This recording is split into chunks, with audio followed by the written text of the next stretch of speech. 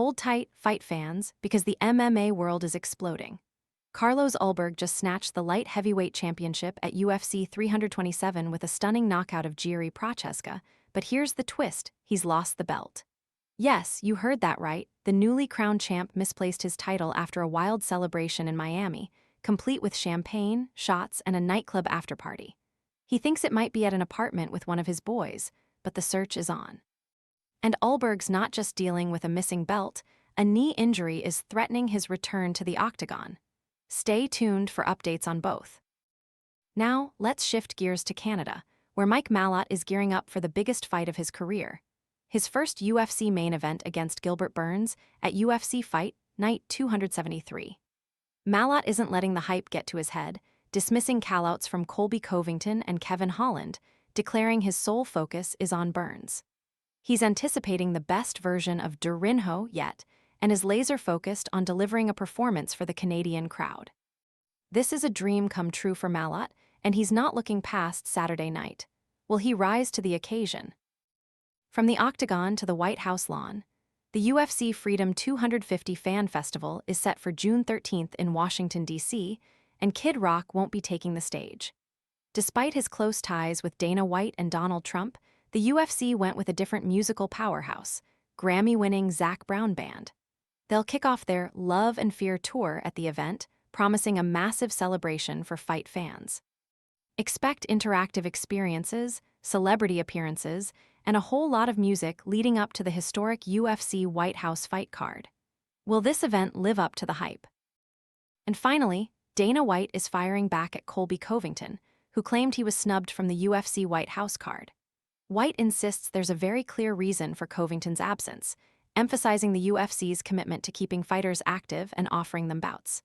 He highlighted the logistical challenges of running 44 events a year and the constant need to fill fight cards. Covington, meanwhile, has been competing in Real American Freestyle Wrestling and feuding with Bo Nickel. The drama is real. Don't miss out on any of these stories. Hit that subscribe button, ring the bell for notifications, and stay locked in for all the latest MMA news. Never run out of battery again with the INIU portable charger, the slimmest 10,000 mAh power bank that keeps your devices charged on the go. Stay powered up wherever you go. Click the link in the video description to shop now on Amazon. The UFC world is buzzing, but not just about championship victories. It's also about a misplaced title. Carlos Ulberg, the newly crowned light heavyweight champion after a stunning knockout win over Giri Prochaska at UFC 327 in Miami, has lost the belt. Yes, you read that right. The champion himself doesn't know where his hard-earned prize is. Ulberg recounted a celebratory night that quickly spiraled into a blur. The initial plan was to remain sober, but as he explained to Fox Sports Australia, champagne flowed, shots were taken, and the party moved from the Octagon to a nightclub and then to an apartment with his team. Somewhere in that whirlwind, the belt disappeared. He jokingly speculated that one of his teammates might even be sleeping with it. Despite the missing hardware, Ulberg isn't overly concerned, especially given a knee injury sustained during the fight. He tweaked his knee early in the first round, a painful situation he managed to overcome to secure the victory. He's now planning to stay in the US for scans and potential surgery, delaying his return to New Zealand. He intends to utilize the UFC Performance Institute in Las Vegas for physiotherapy and recovery. Ulberg's journey to the championship wasn't overnight. He was signed from Dana White's Contender Series and followed a loss with an impressive 10-fight win streak. He draws parallels to a previous injury in his kickboxing days, where he continued with a scheduled holiday even after breaking his hand, only seeking medical attention upon his return. He's taking the current situation in stride, focusing on recovery and trusting the process. This is a wild ride for the new champion, a mix of triumph, injury, and a mysteriously missing belt. Mike Malott is on the cusp of realizing a lifelong dream, headlining a UFC event in his home country of Canada. This Saturday at UFC Fight Night 273 in Winnipeg, Malott, 13-1 MMA, 6-1 UFC, will face former title challenger Gilbert Burns, 22-9 MMA, 15-9 UFC in the main event. But amidst the excitement and potential future opportunities, Malott is laser-focused on the task at hand, refusing to let distractions derail his preparation. Malott anticipates a tough battle against Burns, expecting the most formidable version of Durinho he's ever seen.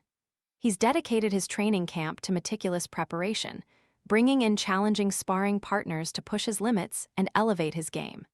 He's not taking Burns' recent four-fight skid lightly, recognizing the danger a seasoned fighter like Burns always presents. While other fighters, like Colby Covington and Kevin Holland, have publicly called for a fight with Malott, he's dismissing the noise. Covington suggested he'd face the winner of Malott versus Burns, and Holland wants a rematch after a previous loss. However, Malott insists his sole focus is on Saturday night. He describes this main event as a childhood dream come true, a chance to represent Canada on a grand stage. Malott emphasizes that he doesn't actively seek out opponents. The UFC presents him with opportunities, and he accepts. He acknowledges Covington as a potential future opponent, but stresses that it's simply not on his radar right now. His priority is to deliver a performance that honors his country and solidifies his position in the welterweight division. He's completely immersed in the present, determined to make the most of this pivotal moment in his career. The UFC's upcoming Freedom 250 Fan Festival in Washington, D.C. will feature a Grammy-winning artist instead of Kid Rock. Despite a close relationship with UFC CEO Dana White and former President Donald Trump, Kid Rock will not be performing at the event on June 13th, held in conjunction with the UFC White House fight card on Paramount+. The UFC has tapped the multi-platinum Zac Brown Band, known for their 14 Billboard Hot Country #1 singles and over 11 million albums sold, to kick off their Love and Fear tour at the festival.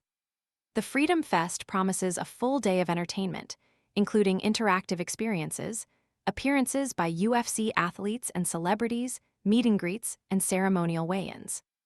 Dana White detailed the event's scope, explaining that it will take over a large area of D.C., with big screens, a stage, and music throughout the day. Fighters will even walk from the Oval Office to the Octagon, creating a unique and memorable experience. The festival will be free to attend with a registered ticket. The UFC Freedom 250 Fan Fest is designed to be a comprehensive celebration of the sport, offering fans a variety of activities and entertainment alongside the historic UFC White House fight card. It's a large-scale event aiming to create a memorable experience for MMA enthusiasts. Dana White has addressed Colby Covington's complaints about being excluded from the upcoming UFC White House card, firmly stating that there's a legitimate reason for his absence. Covington, a former interim welterweight champion and vocal supporter of Donald Trump, has expressed frustration with the UFC after not being included in the high-profile event.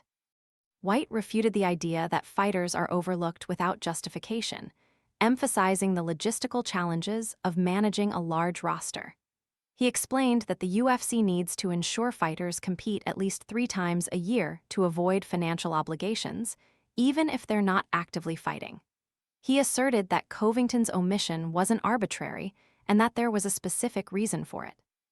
White highlighted the sheer scale of UFC operations, pointing out that with 44 events annually, unforeseen circumstances and fighter withdrawals are common. He stressed that the UFC is constantly offering fights to its athletes and that everyone is being considered. He directly countered the narrative that fighters are unfairly sidelined. Covington hasn't fought in the UFC since 2024, instead competing in real American freestyle wrestling and engaging in a public feud with Bo Nickel, who is scheduled to fight on the White House card. His return to the Octagon remains uncertain, but White's comments suggest the door isn't closed, provided Covington accepts a fight on the UFC's terms.